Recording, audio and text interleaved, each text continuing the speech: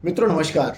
हमारे कई मित्र, कई विद्यार्थी, कई साथी जब भी ज़िंदगी में कुछ नया करने की बात हम लोग करते हैं, तो अक्सर दिमाग में एक बात आती है, अक्सर हम लोग अपने आपसी बातचीत में एक बात करते हैं, वो ये कि यार ज़िंदगी में क्या नया किया जाए, हमारे पास समय नहीं है। तो जब कभी भी समस्या आती है कि यार कुछ नया कैसे करें, एक समय नहीं है, तो मेरे दिमाग में एक बात आई, मैंने एक कैलकुलेशन, रिवर्स कैलकुलेशन करी है, जिसे मैं आप लोगों के साथ शेयर करना चाहता हूँ। कि इसको आप पूरा देखिए, आपको समझ में आएगा कि आपके पास कितना सारा समय है और कहीं न कहीं हम खुद से धोखा दे रहे होते हैं और समय प्रबंधन पर ध्यान न देकर हम इस विषय पर ध्यान देते हैं कि हमारे पास हमारी रोज़मर्रा की ज़िंदगी के अलावा हमारे लिए हमारे पास समय ही नहीं है।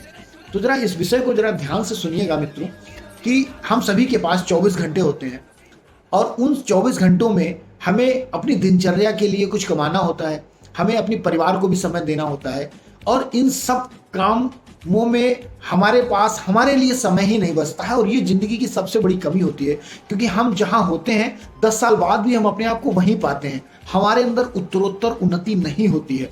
इसके पीछे का सबसे बड़ा कारण मुझे समझ में आता है वो ये है कि हम इंट्रास्पेक्शन नहीं करते, हम अपनी खुद की एनालिसिस नहीं करते, हम कभी बैठ के ये नहीं सोचते हैं कि यार हम जहाँ थे 3 साल पहले हमारा नॉलेज का लेवल जो था, या हम अगर इस एसएससी के छात्र रहे हों, हमने यूपीएसआई की तैयारी की हो, हमने ग्रुप बी की तैयारी की, इवन हम ग्रुप ए ही क्यों ना हो, और हमने बड़ी मेहनत से लगन से कोई परीक्षा पास की है और पास करने के बाद यदि हम किसी लेवल पे आ गए हैं, तो हम देखते हैं कि 3 4 5 साल के बाद हमारी स्थिति जस की तस है, हमारा नॉलेज लेवल बढ़ ही नहीं रहा है, हम सिर्फ उतना ही सीख रहे हैं जितना हमारी नौकरी चलाने के लिए पर्याप्त है।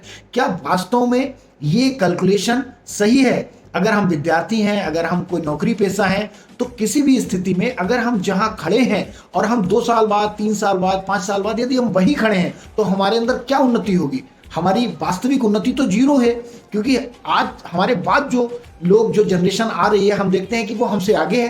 तो इस सब समस्याओं को हल करते हुए मैंने एक रिवर्स कैलकुलेशन की है। मैं चाहता हूं कि मैं वो कैलकुलेशन आपके साथ शेयर करूं। मित्रों, हम सभी के पास 24 घंटे हैं और मैं एक 7 दिन का एक आदर्श समय मान के कैलकुलेशन करता हूं।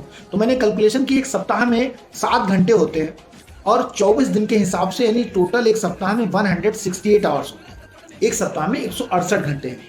अब अगर उन 68 घंटों में सामान्य तौर पर यदि आपकी जॉब 5 डे की है, 5 डे वीक है, तो प्रतिदिन आप 9 घंटे यदि काम करते हैं तो 45 घंटे आपकी दिनचर्या कमाने में चले जाते हैं। अब आपके पास शेष बचे 123 घंटे, 123 आवर्स। उसके बाद नींद के लिए आप प्रॉपर 8 घंटे सोए, जनरली, जो कि वास्तविक जीवन में ऐसा संभव हो नहीं पाता है। जब से ये मोबाइल आया है तब से हमारा ज़्यादातर समय सोने की जगह मोबाइल के स्क्रॉल करने में चला जाता है, लेकिन फिर भी हम मानते हैं कि आप 8 घंटे की प्रॉपर नींद पूरे 7 दिन लेते हैं तो आपके 56 घंटे, आपके 56 आवर्स आपके नींद में चले जाते हैं। अगर हम 123 में से 56 घंटे घटा देते हैं तब भी आपके पास 67 आवर्स बचते हैं। अब आप कहेंगे कि साहब 67 आवर्स में नहाना धोना, हमारे ऑफिस जाने का, आने का समय और प्रतिदिन का जो हमारा पूजा पाठ का समय है, तो ये सब घंटे हम मानते हैं कि आप ये सारे काम करें, और एक दिन में क्या 3 घंटे से ज़्यादा आपको नहाने धोने, तैयार होने, नाश्ता करने, भोजन करने और पूजा पाठ करने में, क्या आप एक दिन में 3 घंटे से ज़्यादा का समय लगाते हैं? मैंने 3 घंटे का समय लिया है। तो सप्ताह के पूरे 7 दिन, तो 3 गुणा 7 यानी 21 दिन, 21 घंटे आपके नहाने धोने, तैयार होने और ऑफिस जाने में आपने खर्च किए। अब आपके पास उधर कितने बचे थे? 67 आवर्स। 67 घंटों में से 21 घंटे हमने और घटा दिए।